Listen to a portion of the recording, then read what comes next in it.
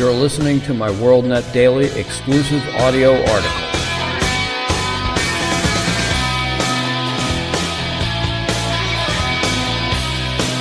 Today's WorldNet Daily exclusive audio article is entitled, "If Biden does take office, how will it change the pandemic?" Going forward into 2021, it will be interesting to see just how the left plans to deal with the pseudo-pandemic. The way I see it, they have two options. Well, I guess actually three, but the third is a non-starter, which is coming clean and admitting to everyone that they lied about the severity of COVID for most of the population and that they have purposely inflated both the contraction and death rates to gain an election advantage. We know that's not going to happen. The other two are, one, now that the Democrat president, assuming this ends up being the case, COVID will magically begin to lose its planet-killing status, and things, thanks to our new president, will begin to normalize a bit.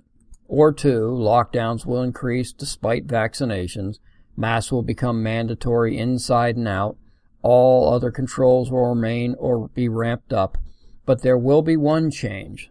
The press will all of a sudden begin to put a happy face on the whole mess. We will begin to start to see the brighter side of the pandemic. I'm really torn on choosing one or the other. On the one hand, the Dems will be hard-pressed to relinquish their newfound authority over us, but on the other, it seems the left would want to show the new administration as riding in on a rainbow-colored horse to save the day. I was going to say riding in on a white horse, but that would be racist.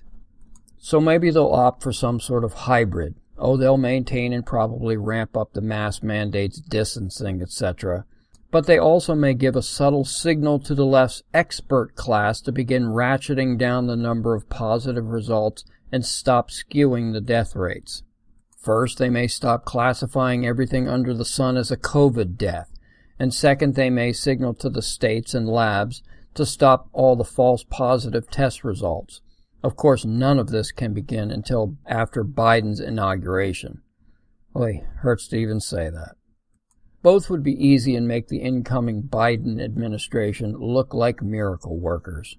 In many areas throughout the U.S., if someone dies, regardless of how, hit by a truck, heart attack, gunshot, etc., but tested positive in the last 30 days, it's a COVID-related death. Just stop these, and there'll be a drastic decline. And as far as false positives, and without getting too technical, it originates with the PCR or swab test. Each sample, swab, is cycled many times to find traces of the virus. The more cycles, the smaller the trace that can be detected. This is called a cycle threshold. Most, if not all, states and labs use a threshold of 40 cycles, but it's been well established that 30 cycles should be the threshold, not 40.